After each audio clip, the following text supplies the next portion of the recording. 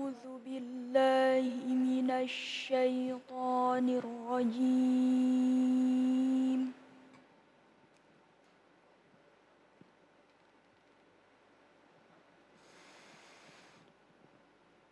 بسم الله الرحمن الرحيم.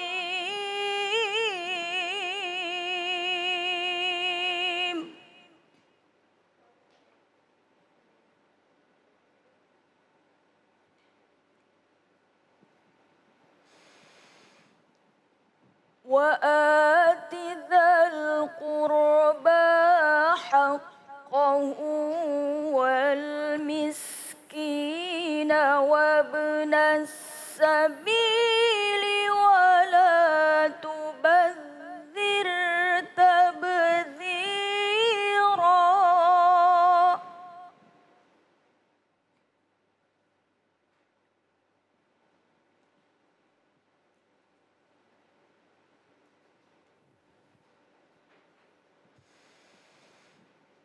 إن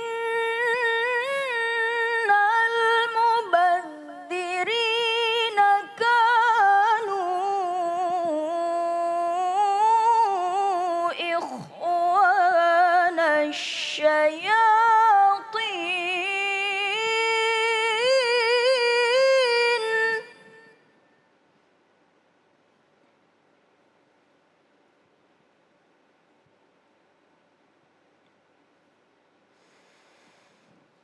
وكان الشيطان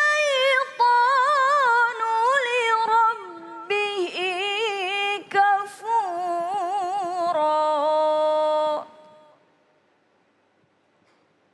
صدق الله العظيم.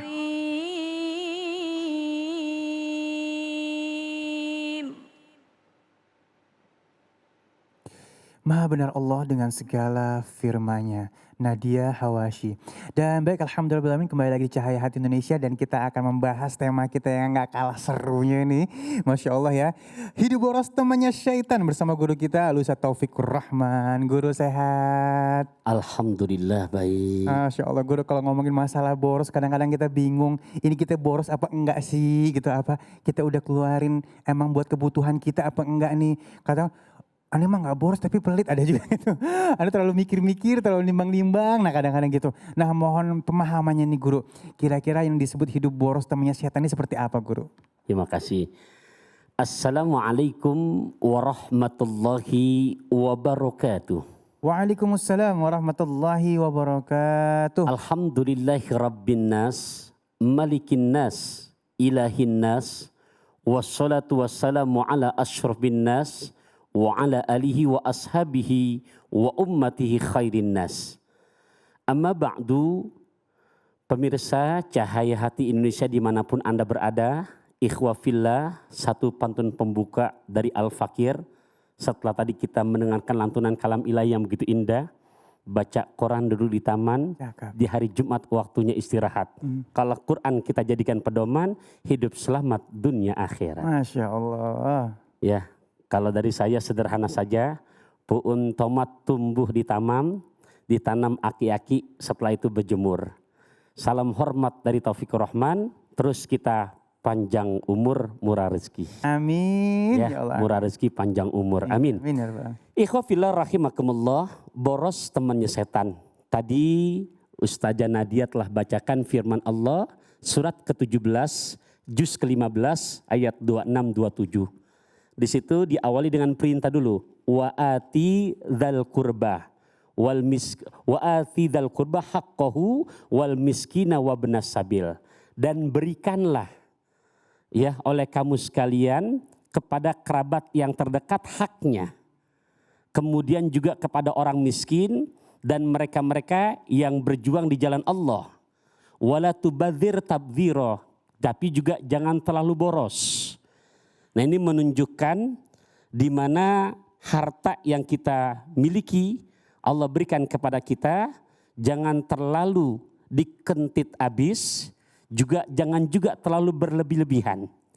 Jadi bahasa Imam Ali Zainal Abidin diumpamakan ketika kita main di tepi pantai, banyak pasir, kita ambil segenggam, kita lepas, salah, boros namanya. Kita ambil segenggam, kita kepel habis-habisan, kurang enak.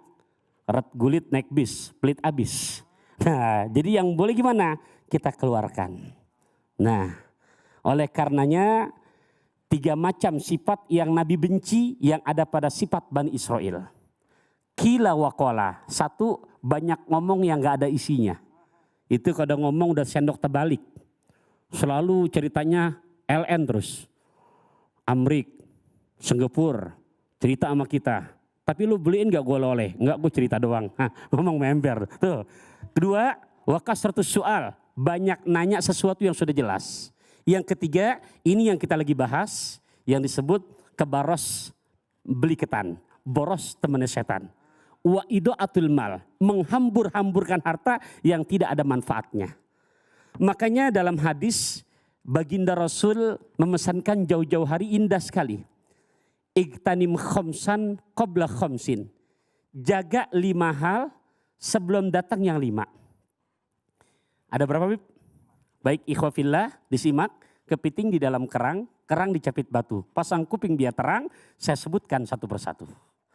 Ya, yang pertama kata Nabi, hayataka qabla mautika. Yuk, jangan terlalu boros. Betul-betul kita manfaatkan, kita jaga hidup kita sebelum datang masa mati kita. Sebelum tadi syuting kemari, Bib, 2-3 hari yang lalu habis syuting dengan salah satu stasiun TV yang lain, dengan produsernya. Semalam dapat kabar meninggal dunia. Begitu Al-Fakir tadi takziah, ya Allah, benar ya kata Nabi, jaga hidup kamu sebelum mati kamu. Sebab kalau sudah terkujur jasad antara barat dan timur, mulut sudah tidak bisa berbicara, jadi ingat bahasa lagu religi itu. Akan tiba hari mulut dikunci, kata tak ada lagi. Akan tiba masa tak ada suara dari mulut kita. Allahu Akbar. Kalau meminjam bahasa Quran, ini di Quran surat Yasin ayat ke-65. Al-yawma nakhtimu ala afwahihim wa tukallimuna aydihim wa tashhadu arjuluhum bima kanu yaksibun. Hari di saat besok mata sudah terpejam rapat, mulut sudah tidak bisa berbicara. Nakhtimu, aku kunci mulut kamu, wa tukallimuna, dan akan berbicara kepadaku apa? Tangan-tangan mereka dengan apa yang pernah mereka kerjakan selama hidup di dunia. Yuk, selagi Allah masih kesempatan kasih umur, jangan berlebihan untuk hal-hal yang sifatnya tidak manfaatnya. Makanya dimesankan yang pertama, jaga hidupmu sebelum datang masa matimu. Sederhana bahasa pantunnya, habis makan kita berkumur-kumur, ngemil roti ngotorin gigi. Yuk, selagi kita manfaatkan masih ada umur, karena yang sudah mati tidak bisa kembali lagi. Yang kedua, Nabi memesankan dalam hadisnya, setelah hayataka, sihataka qabla sukmika atau sakomika. Jaga masa sehat kamu sebelum masa matimu, sebelum masa sakitmu. Sehat sebelum sakit. Kepada ikhwafillah, bagi yang materinya ada, agama menganjurkan selagi sehat. Silakan yang hobi memanah, yang hobi berkuda, yang hobi untuk berenang. Bahkan sekarang ikutin kondisi zaman now, yang hobi sepedaan. Tapi luruskan niat, amalkan hadis ini. Jaga sehat kamu sebelum datang masa sakit kamu. Karena bahasa pantunnya sederhana lah. Melihat-lihat sampai Ciketing, ngajak nyonya sambil ngemil korma. Sehat itu memang penting, tapi menjaganya jauh lebih utama. Sudah 2. Nabi memesankan lagi yang ketiga, apa lagi kata Nabi? Setelah kamu jaga hidup kamu sebelum mati, muda sebelum sifatnya sehat sebelum sakit kamu. Lantas Nabi memesankan lagi berikutnya, faraghoka qabla syuglika. Yuk manfaatkan waktu senggang kamu sebelum datang masa sibuk kamu. Kata Nabi dalam hadis yang lain, ni'matani maghmunun fihima katsirun minan nas. Dua nikmat yang oleh banyak manusia banyak terabaikan. Dua nikmat yang banyak dilalaikan. Apa itu? As-sihah wal faragh. Nikmat sehat dan nikmat kesempatan di saat senggang. Ikhwafillah rahimakumullah. Makanya pantas kalau Nabi memesankan, jaga waktu senggang kamu sebelum masa sibuk kamu. Karena bicara waktu ini Masya Allah, kalau istilah orang Kulon, time is money. Kalau bahasa Nabi, al-waktu kasaib, idalam takto kotoak. Waktu itu bagaikan sabetan pedang. Ketika kamu tidak memanfaatkan waktu itu, kamu akan tersabet. Nah, Quran 30 juz, 114 surah, 6.660 sekian ayat. Ketika Allah menceritakan waktu, Allah bersumpah, wal asri. Demi waktu. Makanya kata Imam Syafi'i, sekiranya Quran gak diturunkan yang lain, cukup wal asri aja udah cukup itu. Masya Allah. Lantas pesan Nabi lagi yang ketiga, yang keempat pesan Nabi apa lagi? Syababaka qabla haromika. Jaga masa muda kamu sebelum datang masa tua. Allahu Akbar, pesan orang tua begini, mas muda jangan dipalu. Kalau dipalu jadi suasa. Masih muda jangan kebangetan terlalu, kalau terlalu bisa binasa. Jadi ingat lagunya Bang Haji Roma tuh. Darah muda, darahnya para remaja yang selalu merasa gagah, tak pernah mau mengalah. Darah muda, masa yang berapi-api, yang maunya menang sendiri, walau salah tak peduli. Jia jadi nyanyi kita. Ya, bukan masalah nyanyinya ikhwafillah, kita ambil nasihatnya. Karena masa muda ini hanya sekali. Di saat kita manfaatkan buat kebaikan, kita tidak boros untuk hal-hal yang sifatnya, mohon maaf, yang gak manfaat. Maka Nabi memesankan ketika masa muda kamu tidak boros untuk hal-hal yang tidak manfaat. Tapi sebaliknya makin giat mencari ilmu, makin giat ibadah. Nabi memberikan garansi besok di hari kiamat, di saat yang lain panik, mereka santai. Yang lain bingung, mereka slow. Kenapa? Karena Nabi jamin 7 kelompok manusia yang pada hari kiamat akan mendapatkan naungan perlindungan langsung dari Allah. Siapa di antaranya? Di antara 7 kelompok itu masuk nominasi anak muda loh. Syab nasyafi ibadatillah. Pemuda yang hatinya selalu terpaut ibadah kepada Allah. Karena orang tua rajin ibadah, Allah resep. Anak muda rajin ibadah, Allah jauh lebih resep.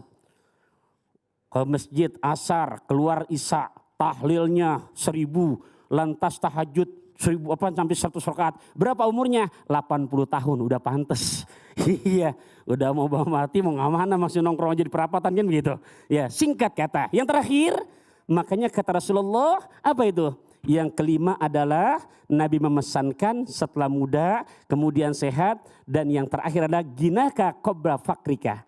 Jaga masa kaya kamu sebelum datang masa sempit kamu.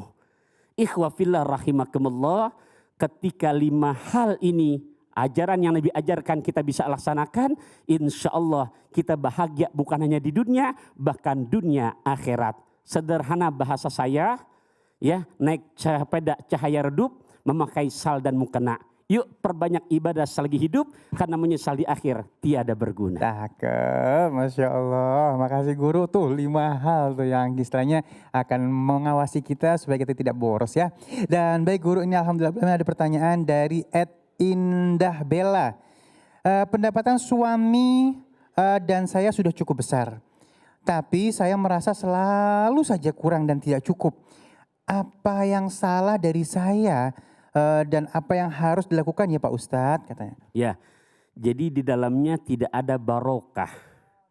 Karena barokah para ulama mendefinisikan ziyadatul khair. Selalu tambah-tambah kebaikan. Suami penghasilan sudah banyak. Istri penghasilan sudah banyak tapi kok selalu kurang. Apa yang mesti kita lakukan? Bahasa agama namanya muhasabah. Bahasa kitanya namanya introspeksi. Bahasa kerennya lakukan evaluasi diri.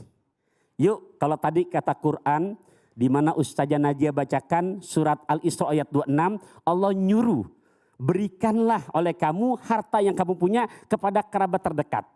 Dalam rumah tangga penghasilan suami banyak, istri banyak, kenapa masih kurang? Renung kita, sudahkah kita berbagi sama orang tua kita? Oh iya, orang tua udah. Sebelahnya, Bib, saya datang ke sini tadi dari Rawamangun karena pakai mobil, bukan masalah mewahnya loh. Karena bannya kanan kiri ada. Ya, biar mobil hebat, tapi kalau bannya kanan doang nggak nyampe. Bener. Ya maksudnya di sebelah ada mertua. Yuk wahai kepada anak mantu, jangan hanya orang tua. Oke sudah, kita lirik lagi. Oh iya, si fulan kan ponakan, yatim pula. Nah ini untuk sifatnya introspeksi diri. Ketika kita sudah laksanakan demikian, jangankan penghasilan banyak, sedikit pun, tapi setiap hari motifnya tiada hari tanpa sedekah. Sederhana kuncinya, kain ihram dibawa dari Mekah, bekas dipakai keliling Ka'bah. Nggak akan pernah jatuh miskin orang yang bersedekah, bahkan hartanya makin bertambah. Masya Allah tuh ya. Masya Allah, Masya Allah. Terima kasih guru yang dimuliakan Allah Subhanahu Wa Taala. Dan sesaat lagi kita akan membahas tema kita yang selanjutnya. Hati-hati lidah tak bertulang. Ini gak kalah seru ya. Jadi jangan kemana-mana, tetap bersama kami di Cahaya Hati Indonesia.